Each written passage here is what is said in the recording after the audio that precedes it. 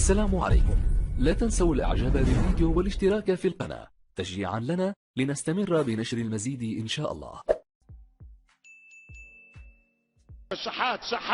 شحات يحب يعديها الكل، يحب يعدي جدار الكازا كله بالراس وجول. 1-0 عبد المنعم، 1-0 عبد المنعم. القاتلة القاضية عبد المنعم فوق الجدار، يضرب كرة بالراس. اي توقيت يا سيد يا عبد الحفيظ.